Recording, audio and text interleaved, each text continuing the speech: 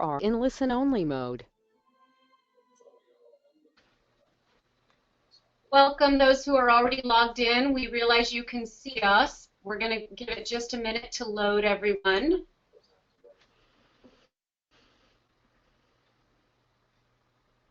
Oh, it looks like a great turnout. And Ken, if you look under attendees, you'll be able to see who is on as well.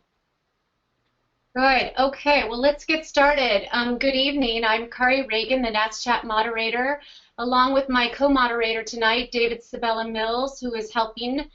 And we are so privileged to have Ken Bozeman here, who has written the wonderful book, Practical Vocal Acoustics. And he is going to take us through a 30-minute tutorial with a PowerPoint, at which time David and I are going to take ourselves off video.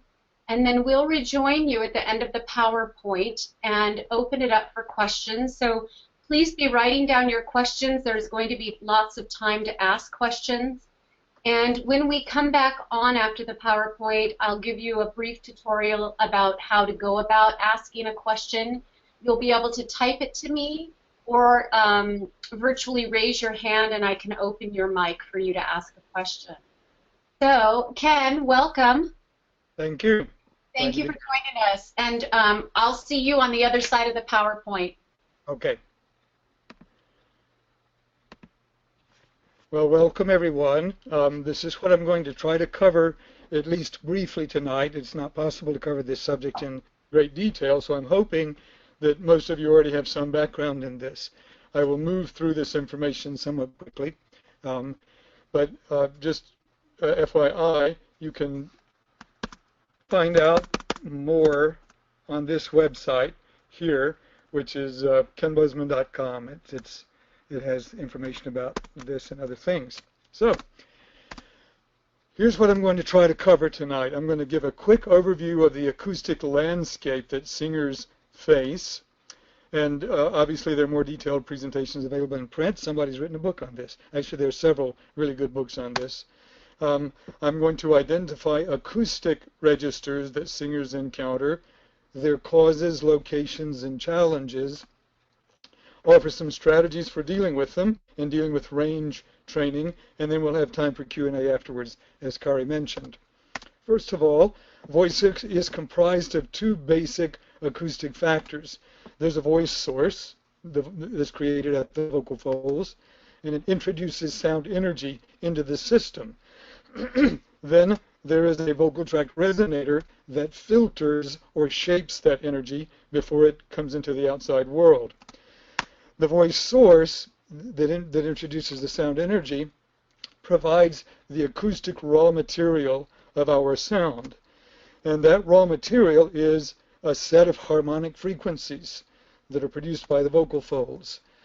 The lowest harmonic, if you know the harmonic series, the lowest harmonic is either H1 or the newer designations we're using are 1 times the fundamental oscillation. That's what that 1 FO is. That lowest one is equivalent to the pitch that we perceive, essentially. The rest are all multiples of that lowest frequency. That's what a harmonic set is.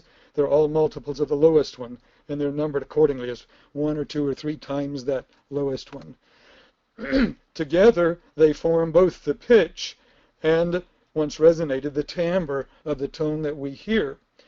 We don't hear those harmonics as individual pitches, typically. They group together in our perception and sound to us like a quality or a color that all has the pitch of the lowest one.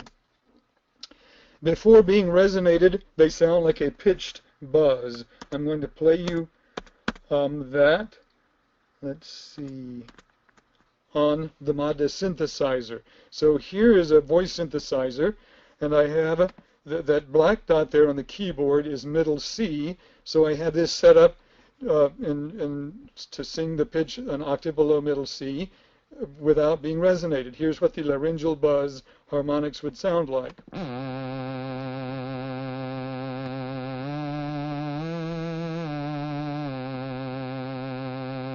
Not particularly pretty, but very important.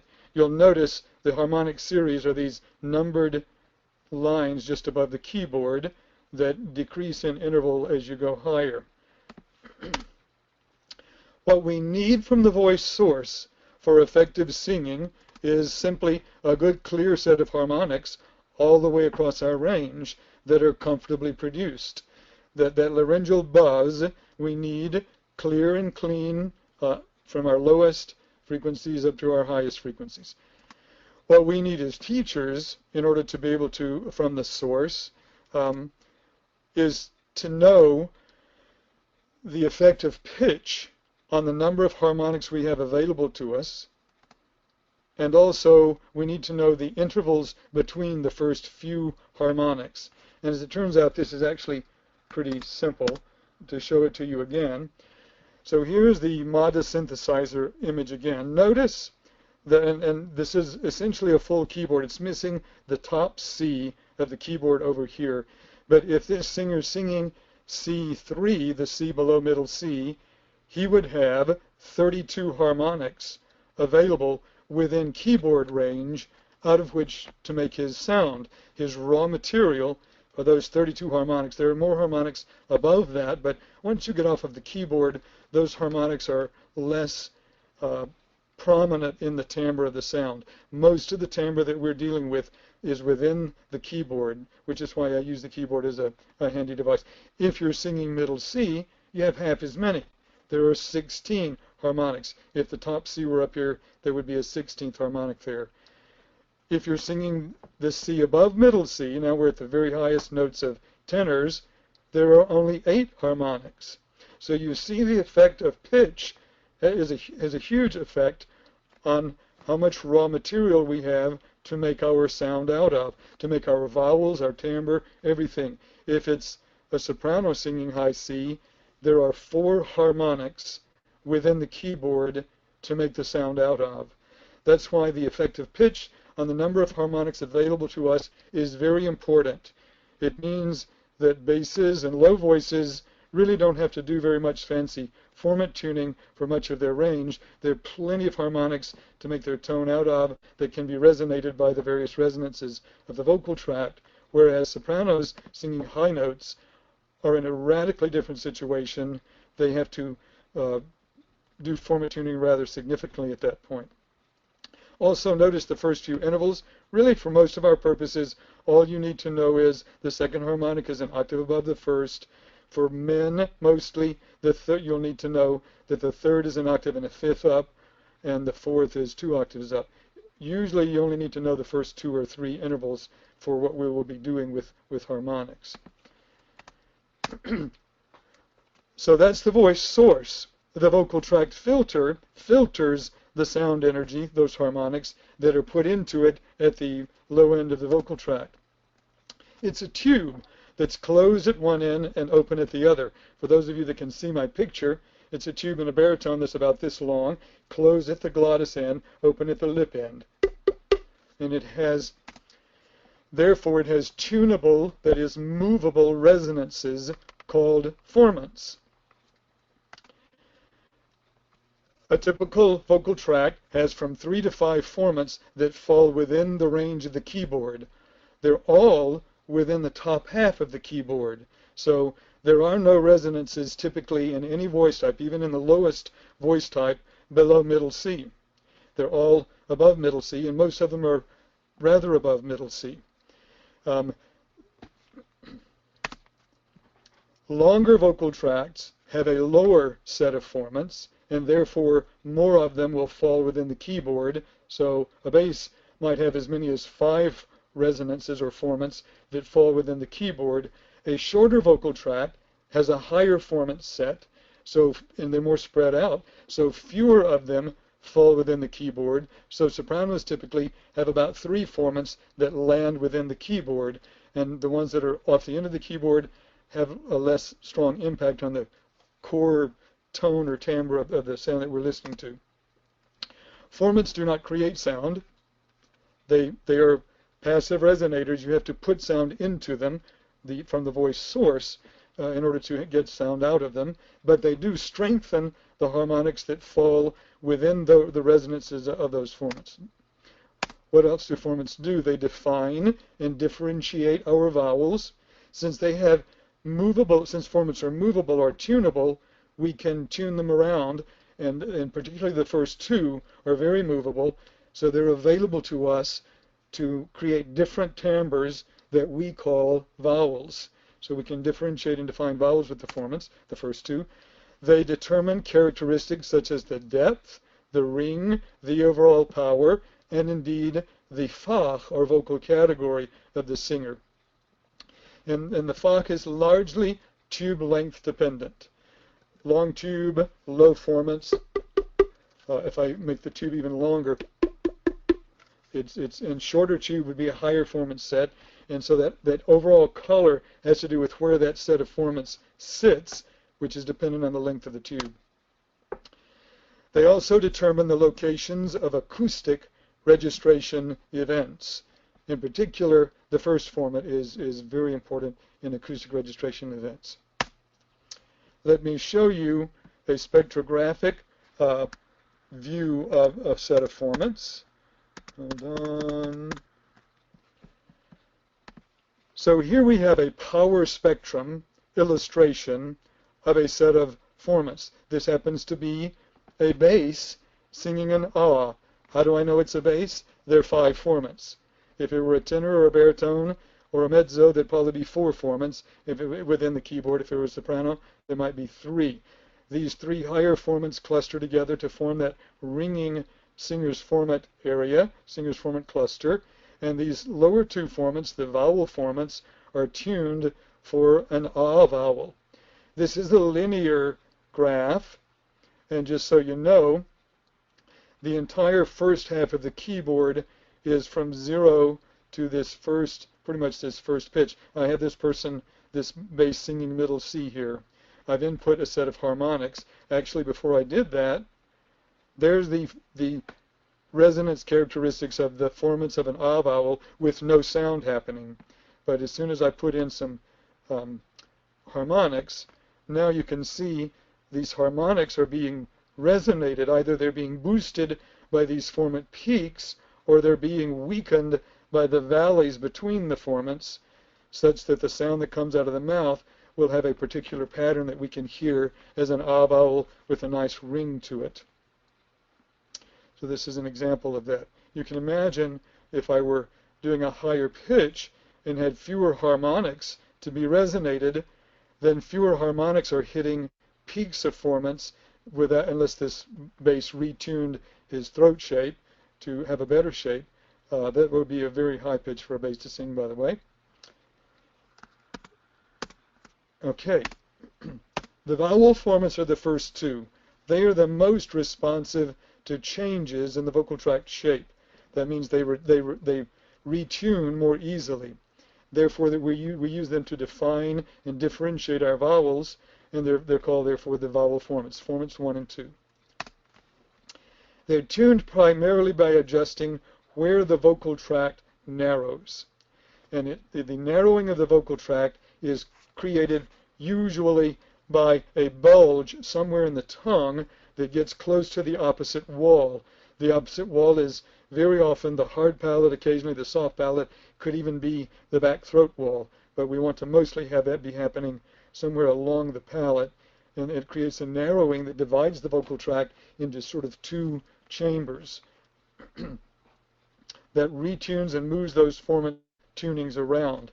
For example, if I take this tube here and I narrow it near the lip end, that would be like an E vowel. It will lower that first formant from here to here. If I narrow it here, where an ah vowel is narrower, it will go from here to this. Well, that wasn't very clear. It's supposed to be higher. It's not working very well, sorry. But anyway, when you put a narrowing, it moves those formants around. The pharynx is dominant for the tuning of the first formant. I can do it actually here more easily. That's the first formant you're hearing that I'm thumping on the side of my larynx with. And the mouth is more dominant in tuning the second formant. Though the entire tube participates in the tuning of both, They're within the entire tube, but the pharynx is more dominant for the first formant and the mouth for the second formant. Here is a spectrographic model of the vowel formants of various vowels. A spectrograph has frequency on the vertical and time on the horizontal. So if you see, here I have some IPA symbols below: E, I, A, E, A, O, O, O, U. If I play the first formant of this set of vowels by thumping my throat with my glottis closed, remember it's got to be closed at one end and open at the other end, you'll hear the pitch of this first formant rising from the E to the A, and then going back down again to the U.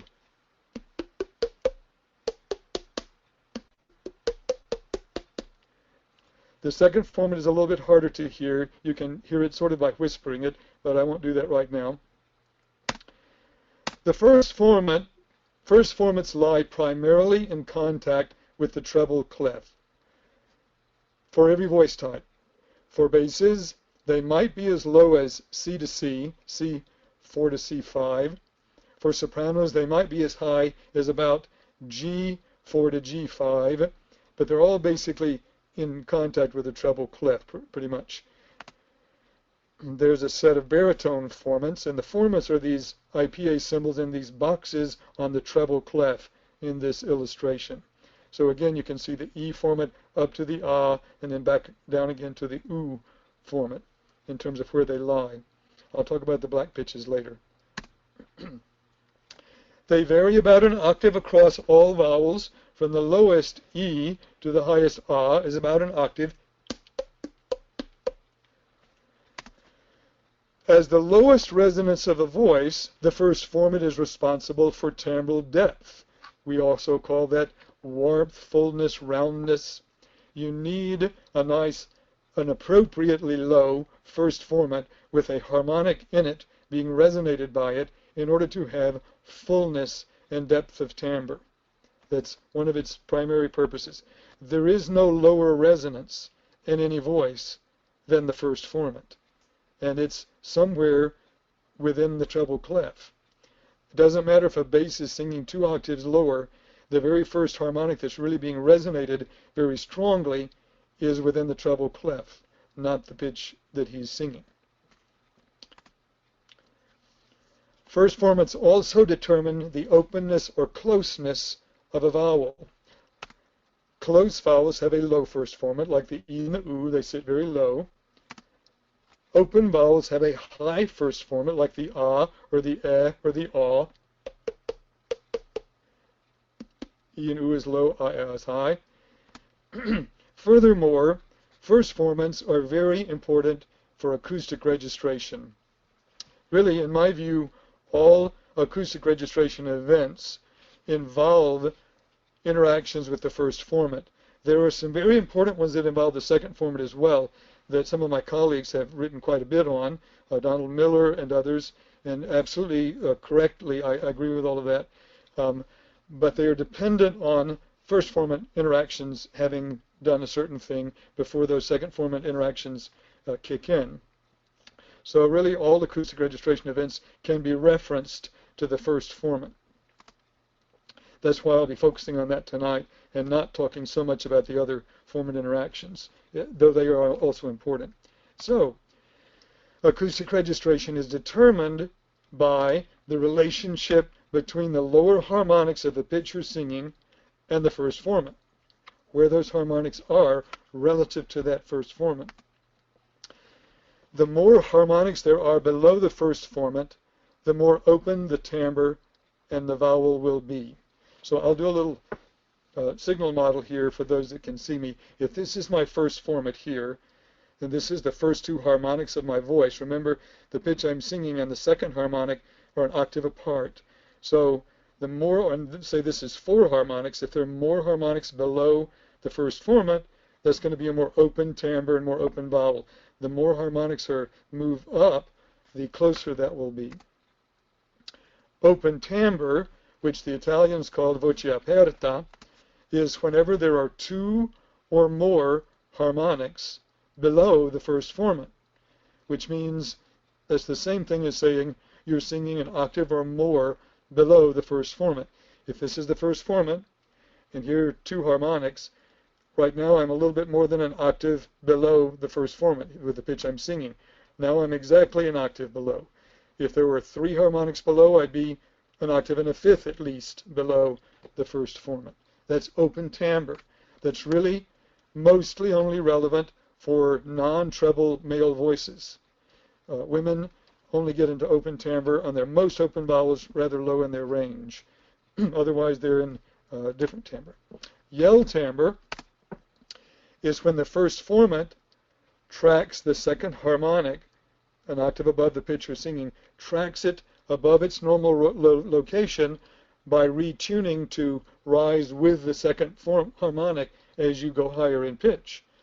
That's basically yelling, and it's also exploited for at least part of belt timbre.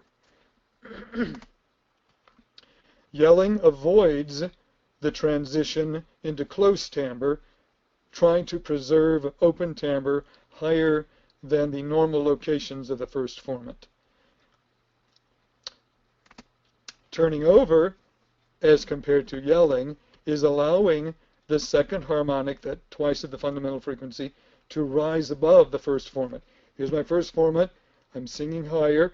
Now my second harmonic is matching my first formant. If I tracked it, I'd be yelling.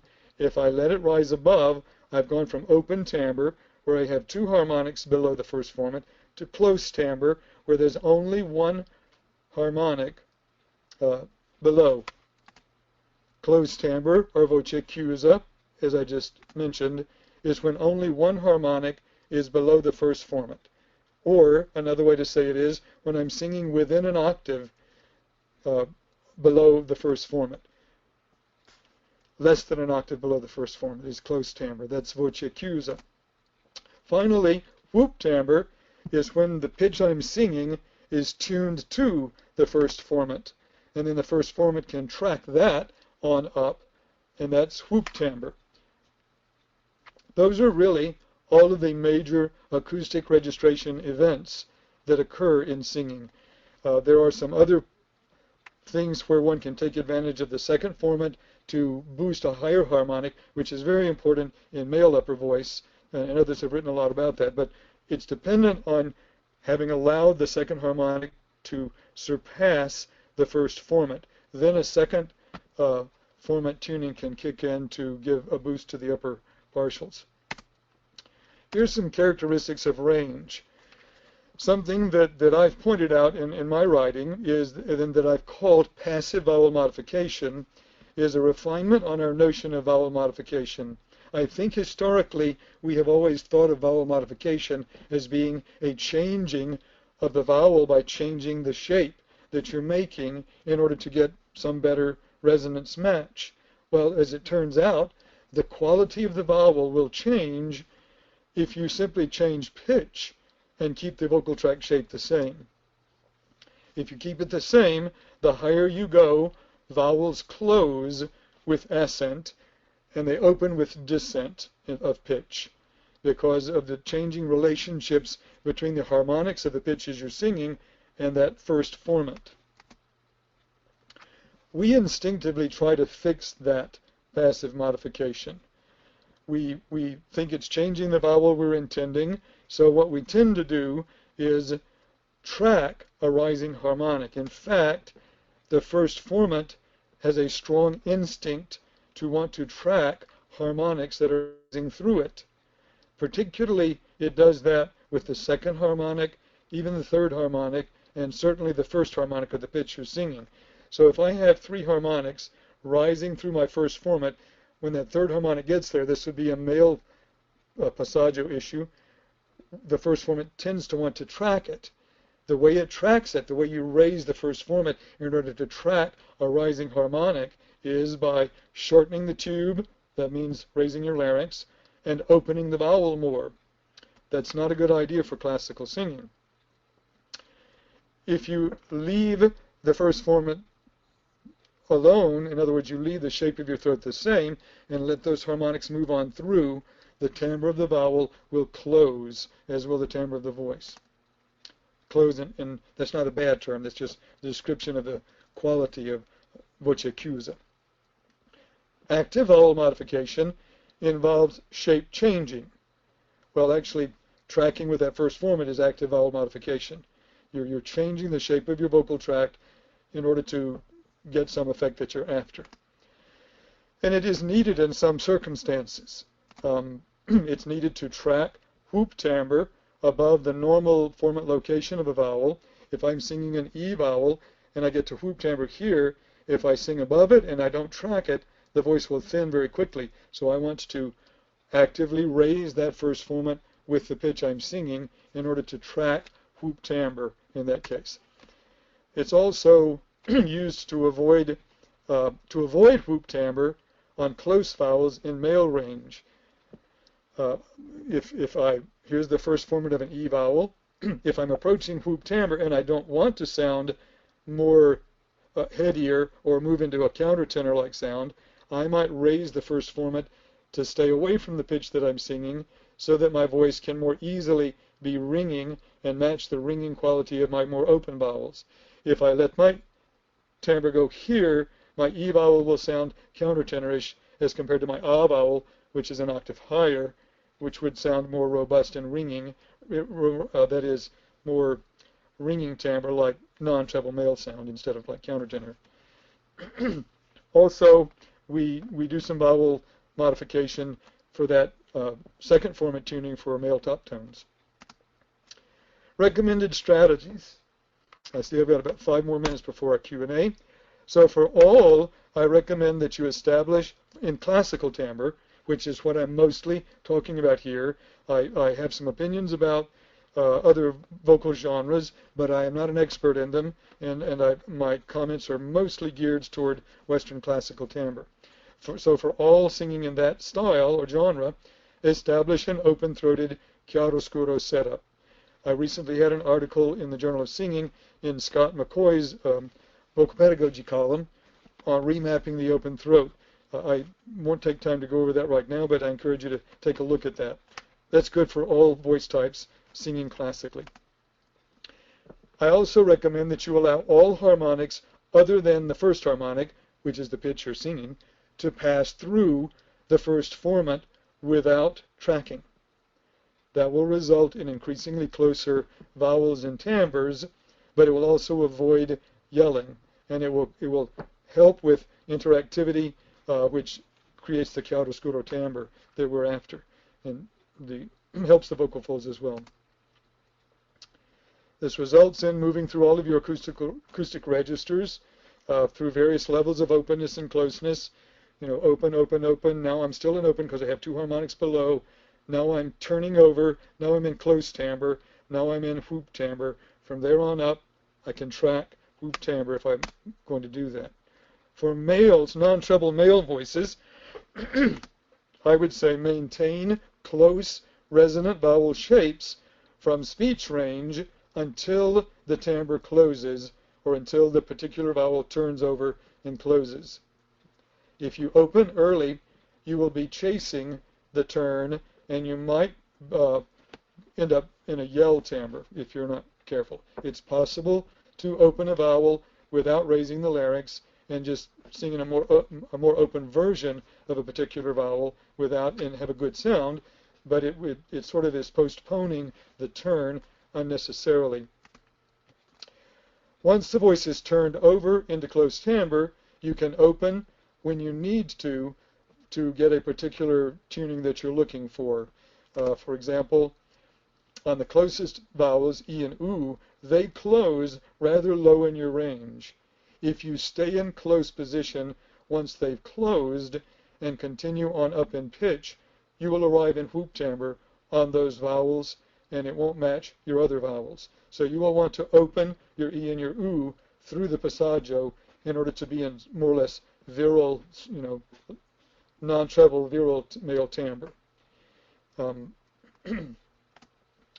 You also may want to try to find a second formant tuning for climactic top notes, as Donald Miller and others have written on so accurately. For treble voices, this would be all women and countertenors that sing through the treble clef. Maintain close resonant vowel shapes from speech range until whoop timbre is reached. Now, truth in advertising, once a voice is turned over into close timbre, and treble voices are mostly already singing in close timbre. You're mostly already here. You're very rarely here. You have some options, actually. You can sing with a more open shape as long as you stay in close timbre overall. But in general, when you open a vowel more, there can be an instinct, particularly in young students, to raise the larynx with that, and then you're going to get into more of a yell posture. So I recommend staying in close vowel articulation until you arrive in whoop. As you do that, as the vowel approaches whoop timbre, as the pitch you're singing approaches the first formant of whatever vowel you're on, it will achieve maximum migration. Migration is just another term for passive vowel modification. So an O will, to the singer, seem to close somewhat towards an oo to them. Even if it sounds more or less like an O to the listener, it will take on a rather doming, closing quality. Avoiding that, which is typical in young singers, tends to raise the larynx, narrow the throat, and then they can't get into their true opulent top. Treble voices, therefore, need to anticipate and allow this migration. They won't instinctively do that. They pretty much have to be coached to do that because they feel like the vowel is changing from their intended target vowel, whatever it is, because it's migrating towards a closer neighbor. And if they don't do that, probably they're narrowing their throat and raising their larynx. And if they keep the tube the same with a resonant, open-throated chiaroscuro setup, that vowel will migrate right into the whoop. Once it's at the whoop, then they can track that on up from there, which thereafter they would need to do. If they don't track the whoop above the pitch of the first formant, if they sing higher than the first formant, the voice will thin rather rapidly, and it will not work very well. I'm going to demonstrate that quickly just because the MADA shows that very clearly. This would be an E vowel. Now I'll show it again, a bass setup. This is a bass singing an E vowel. You will notice when I move him up the octave, right now he's in open timbre because that second harmonic is just below the first formant.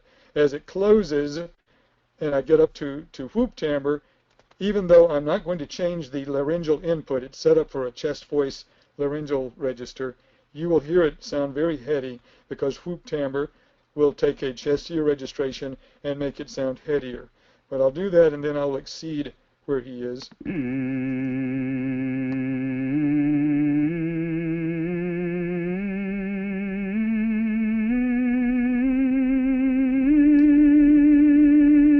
That's a fairly heady timbre. Now if he sings higher than that first formant, you'll hear the voice thin quickly.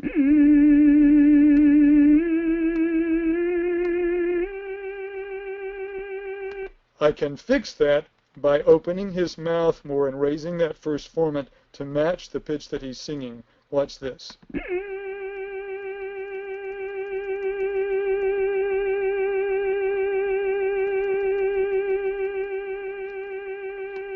What the less trained singer will do in order to get up there with that is raise the larynx, and that sounds like this.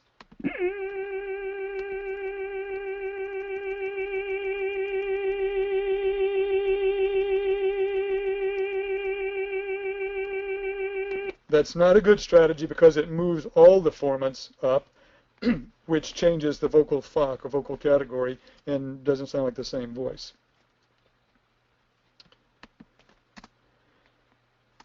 All right. Now, it's possible to stay in a close articulation above the formant that you're singing in if you're singing very softly. That can work for a sort of a silvery, floated head tone. And what happens is you don't have any real depth in the sound. All you're left with are the high ringing harmonics higher up being resonated by higher formants. And if it's soft, that can be pretty and that can work. But if you try to do that at a strong dynamic level, it will be shrill, and that won't work well. So I believe I'm at the end of my PowerPoint presentation for the most year, so let's go to the Q&A. Thank you so much, Ken. My goodness, I'm sure I speak on behalf of all of our chatters. You're just so gifted at helping to make this accessible to all of us. And every time I hear you speak, I get just, another glimpse of clarity. And David's going to come back on now as well, hopefully. But we do have a question already. There's David. Very quickly, chatters, you are welcome to, oh, we have questions being typed in already. So please know you're welcome to type them to me in the little question box, and I will read them to Ken. Or you can raise your little virtual hand in the control panel.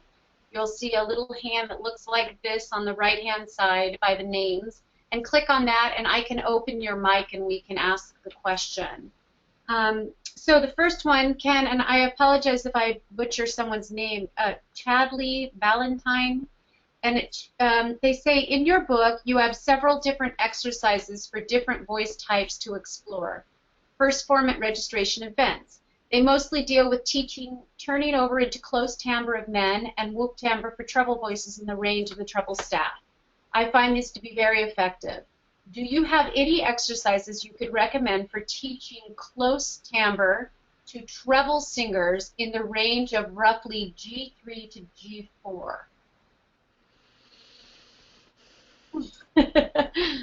Well, I have to think about this for a moment.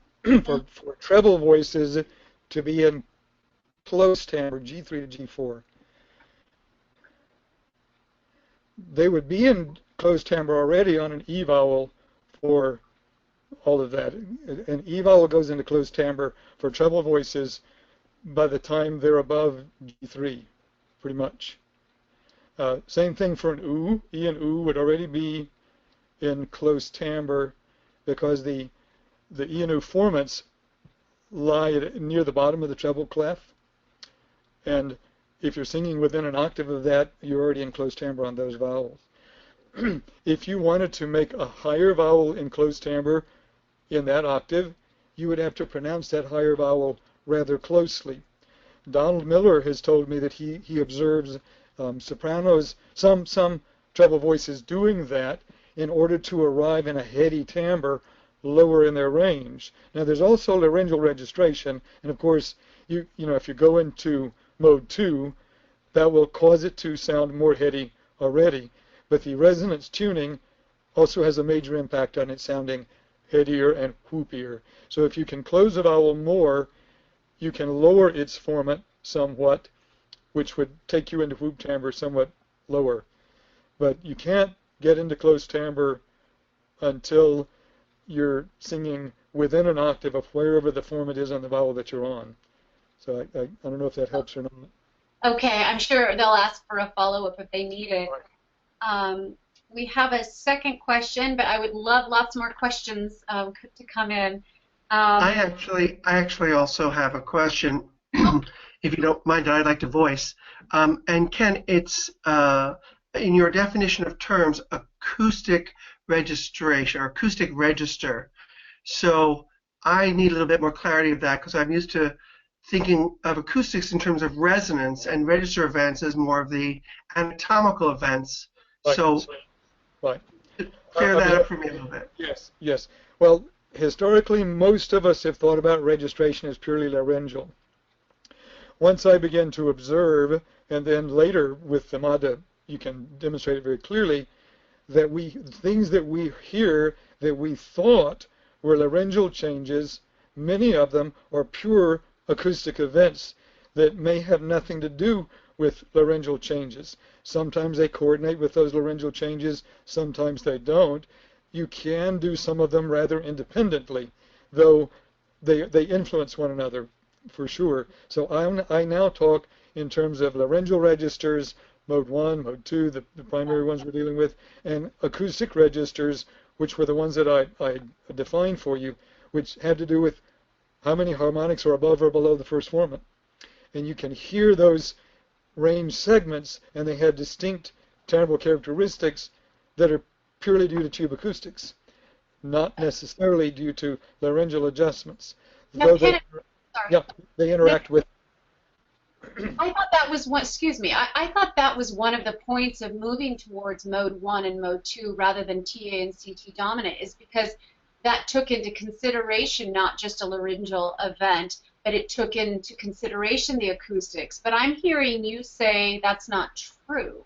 I don't think of it that way, and maybe there's something I have to learn there, but my understanding is mode 1 is basically a thicker vocal fold vibration. When you do it with EGG, you get a thicker a closed quotient, longer closed quotient, and mode 2 is the thinner adjustment of the vocal folds. I consider those sort of vibratory modes of the vocal fold. So it's a sort of thicker vibratory mode with a vertical phase difference, which has a different harmonic setup, or a thinner, a smaller closed quotient and a thinner stretched chord, and that you can toggle between them when you yodel. You know, you can flip between those modes, but we learn to try to very smoothly transition over. I think we sometimes use acoustic strategies to help smooth it, but the modes themselves I understand to be laryngeal modes, thick chord, thin chord. Yeah. And where we think we're hearing them, we're not always hearing them where they're happening, because these acoustic registers can obscure where they're happening. That's interesting. Well, Jennifer Mahler has asked this question, which you've somewhat answered, but I haven't heard of whoop register before. Is it just the highest range for women or all voices? Well, simply put, I was looking for terms. I'm always looking for universals. And basically, humans, when they want to make a lot of noise or a lot of sound, and singers do, but in nature, they have two choices. They can yell or they can whoop. Whooping, and those are two acoustic strategies that it seems to me every human on the planet finds. I think we're hardwired for yelling, and we may be hardwired for whooping, but if we're not, we figure it out really quickly. So basically, whooping is woo woo woo, and I'm doing woo woo woo. I'm tracking the pitch I'm singing, the oo, with my first formant. That's how we whoop. That's how people whoop at sporting events with no training. We know how to do that from birth, I think, or pretty early on. Yelling is, tracking the second harmonic, and so, but skillful operatic treble voice singing is skillful whooping. Okay, it's like really artistically done whooping, but it's basically the same acoustic strategy as a very basic thing that most anybody can do. You can do it on E as well. You typically do it on vowels that have lower formants because it's easier to whoop on those. So people can go yee-haw, yee, yee, woo. Very hard for non-treble males to whoop on ah. This is a high first formant. You can learn how to do it with training, and countertenors do it lovely, but most guys struggle with that. Well, as a follow-up, do you have suggestions for exercises that could help a treble voice explore, experience, understand, and secure the use of both close and whoop timbre? Well, what I do with the treble voices is I want to make sure that they are letting the voice arrive in full open-throated whoop timbre. Just like the guys an octave lower tend to narrow the throat and raise the formant and get into sort of a yelly approach rather than letting the voice turn over. The gals or the countertenors, the octave higher, tend to avoid getting into a full open-throated whoop. And the way they do that is by opening the vowel rather than letting it migrate into its closer neighbor, keeping the throat open and settled, the tube nice and so any particularly most treble voices will allow an E and an U to whoop, and you can have them demonstrate those even in nature, like I just did. But the more open vowels, they tend to open and avoid whoop timbre. So I would say most of those begin right about C5, an octave above middle C. That's where A and O arrive in full whoop timbre, right around C right in that area. And about D to E flat, your and your ah would arrive in whoop timbre. And by FF sharp G, your ah will arrive in whoop timbre. If you can keep a resonant, open-throated, but sort of speech-like shape until you arrive in whoop, you will be better off than opening and avoiding that at that point. So the exercises I do is I'll have them, make up patterns. I'll have them sing from an A flat 4 up to C5 on an O vowel, for example, deliberately allowing it to migrate to oo. It's tricky to do that. It's much harder to keep your vocal tract in exactly the same shape than you would think. These instincts are very strong. We tend to want to go, oh, and to let it do, oh,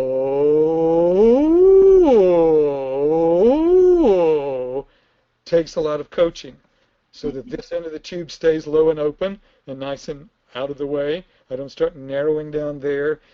I keep the mouth opening the same. I don't droop my palate. Keeping it all the same, that's where the teacher and the mirror are a lot of help. And whatever exercise I would do, you can make them up. Anything that is approaching the pitch where that vowel would maximally whoop, which is where its first formant is, that's where you need to be listening for that getting into that domey, rounded, full, but slightly closer voweled timbre, whatever the vowel is. If it doesn't happen, I guarantee you they raise their larynx and open the vowel a little bit. Wonderful. Okay, let me ask this question from Bruce Moore. Ken, how does this apply to healthy belting? And I asked just to make sure what this was, how do harmonics and formants? It was a broad question. How do harmonics and formants work in healthy belting? I will say first off, I'm not an expert in belting. I do try to understand the acoustics of it, and I think we're still trying to figure out the acoustics of belting above a certain pitch, because there's more than one approach out there among the various people that are expert in belting. And I'm not going to weigh in on which one is which because it's not my specialty. I really don't. I can't weigh in there. However, before you reach, as you approach the level of where the second harmonic is near your first formant, that's open timbre. I believe pretty much everyone allows you to track that second harmonic as high as the throat can comfortably track it. Exactly what pitch that is varies a little bit by voice type, because the formant's going to vary by voice type. Typically, coloratura sopranos, that first formant sits higher. They can use that sort of a modified or a careful, low-pressured yell strategy up to a higher note before they have to do something else above that. Lower voices is probably going to max out at about a B or a B flat. Coloratura is a little bit higher. However, quite a few people are finding timbres that seem to match that quality enough that the industry accepts it as either belt or belt-like above that. The jury is still out on exactly what's going on there. Probably my opinion at this point is they let go of that second harmonic, but they're already in a slightly higher larynx. Some of them are slightly higher larynx posture, and they switch over to higher formants to keep a very strong, bright, high component in the tone that they're using.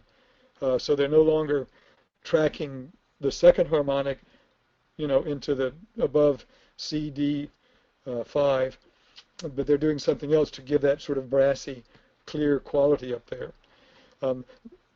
We may learn more about that. I think as more people understand the acoustics and that are specialized in that, they probably will study this and come up with better answers than I just gave. But generally, belting is skillful yelling up to a point. Above that, the jury's still out a little bit. There's a few different approaches. I'll interject just a little bit since I work with this quite a lot. A strategy that does work well for some contemporary belters, females who have to consistently sing above the C5, is more of a second formant tuning strategy as well. So they do very much come into play, and it lightens up the pressure for them, and they all report it doesn't really feel like chest voice in that way, although the sound is quite impactful. Right. Thanks, David. All right, Aaron Humble has a question. When working on whoop timbre with men. How do you keep the singer out of falsetto? That's laryngeal registration. That would be mode 2, basically. And falsetto is used to cover more than one, terms are used variously. A lot of people use falsetto to mean a weak version of mode 2 without complete vocal fold closure. A good countertenor has good vocal fold closure, and it's still mode 2. It's just some people call that a reinforced falsetto. I don't really fuss too much about those terms as long as we know what we're talking about. I try to keep the voice very grounded and in the body in terms of how they're feeling it, for one thing. I do glissandi. It will be most likely, that's a good question. How do you keep it in? I mean, that's a process. Mm-hmm. I haven't had, it's not a problem I've had. It doesn't crop up that often for me, so I'm trying to think, what would I do? If they're flipping, I think keeping it grounded, keeping it very, very settled in here helps to keep it a little bit more mode 1. My understanding is that male opera singers, other than treble male voices, stay in mode 1 most of the time, all the way to the top. So I do use mode 2 to work out the whole voice and to stretch it out, but I vocalize them mostly in mode 1. And if you allow these migrations to occur, these acoustic migrations, they get into a very comfortable, we used to call this head voice. We always call that's your head voice. And it's really still mode 1, but it's a much easier, lighter feel because of the acoustic strategy that you're using, which is essentially migrating the vowel into a closer version rather than going wide with the vowel towards a more of a belt sound. If you go wide, you're going to have to yodel into falsetto. If you keep it, let it migrate to that closer vowel, it can stay in mode 1 and not let go into mode 2. It'll stay more grounded. I have a follow-up with that. Somebody types in, I have heard Pavarotti sounded different from other tenors because he had more F2 in his sound. If so, that is more to do with the mouth, ? Any thoughts on that? Yes. F2 tuning is largely more front of the mouth tuning. My whole career has been training undergraduates. I mean, I have a handful of professionals that come back and work with me, but all of the basic work I do is with undergraduates. So I spend most of my time basically making sure they're letting the voice turn over, letting the second harmonic rise above the first formant, and only a little bit of time getting so fancy that we're actually tuning for F2 for a honking high note. That is definitely used by premier singers at advanced level. My feeling is if you go for that early, before they've established a stable tube length, they're chasing the mouth formant, and the shape compromises the tube length, and it makes it more difficult for them. So I work mostly on stable tube length, letting it turn over, and once that's completely stable, then I go looking for the F2 tuning in the mouth. And yes, if you keep this stable here in the back, basically what I call the back room, then you can brighten the front room without losing this depth factor behind it, and play with how much I'm opening, how exposed I feel on the hard palate and the teeth, to find a tuning for that second formant to get that extra glory note for a high, classical top. But yes, Beautiful explanation.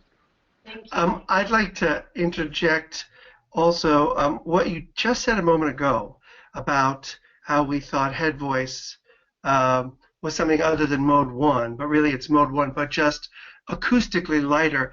Therein, I think, lies the key for the female belter at the top, too. It's that same type of interaction that happens that allows her to take pressure off of the top, but it's still a mode 1 sound for her. Sound for her, right. Ruben Walker has been so patient and asked, do you have any perspective on source-filter interaction? For example, formant crossings or house singing in these different orientations, chiuso aperta, might affect source production. I don't have specificity for that. But I will definitely say this. Setting up in a chiaroscuro open-throated chiusa setup, it seems, some of these things we postulate without necessarily knowing yet, to significantly help the vibrator. So I am believing that there's a helpful interaction by allowing these transitions to occur that make it easier at the vibrator, that it's interactive, and even change the behavior of the vibrator to a lighter yet still mode 1 vibration. So the way I go at it with these transitions, that takes care of itself with my students. If they don't go wide, if they let them transition, and they keep those things, they do need to have their F2 nice and clean. That actually gives you your vowel clarity. If you detune the mouth, it will get muddy, and it actually doesn't give as good a feedback on the larynx. But you've got to have F1 tuned well by keeping it as low as you can for the vowel that you're doing, which means as open-throated as you can. Basically, the pitch of F1 is dependent on a nice settled open throat. So if I do, I'll show, if I do an ah, that's my position for ah. You hear a bit of ah when I thump that, but you see me shaping ah. Well, the vowel timbre of that lower formant is more ah-like. It's in. By the way, I should give a shout out to my colleague Ian Howell, who's doing some really exciting research on this for vowel timbres of the two formants and how we perceive vowels. That's very useful. It's very much in line with what I've figured out, and I think it's a great further refinement of it. At any rate, if I don't do that, what I'm tending to do as I go up the scale, what a youngster would do, is they'll try to tune the quality of that first formant to the ultimate vowel quality, which is more determined by the second formant. They will do this. Instead of this, they will do this. That's a high larynx. That's not going to give good feedback on the vibrator, and it's shorter, more open, and that's going to be more of a yell timbre. So as they go up in pitch, if they maintain this position, what will happen to them is the sound that they perceive will have more and more of that quality of that lower formant in it. It'll have that deeper, rounder quality. But since you're running a whole set of harmonics through, the listener will also get the mouth formant, and it'll sound like a good ah to the listener. It will be a roundish ah. You can hear that on the Mada as well. Should I show that quickly? Yes, please. Okay. I'm going to play the ah vowel and run it through, and you'll hear it close as harmonics go through the first formant further and further into what sounds like a rounder vowel. But since I'm not retuning the formants, I'm not changing the vocal tract shape at all. Let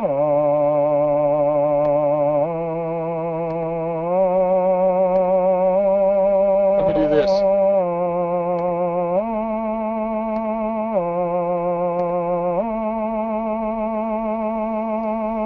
As that third harmonic went through, you might have heard a little bit of a vowel shift. When the second harmonic goes through and it goes to closed timbre, you'll hear a big shift. Oops, excuse me.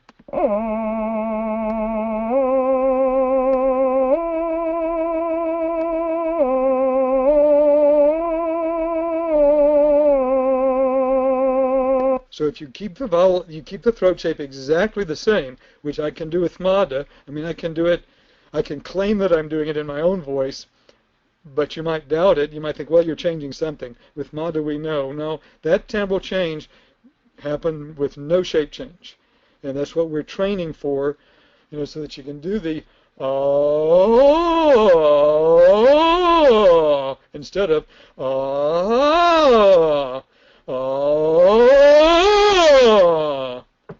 And you want that, let that thing, but it's got to be kept open-throated and settled and in the same shape so that it goes through those appropriate acoustic transitions, and that makes it easy on the vibrator.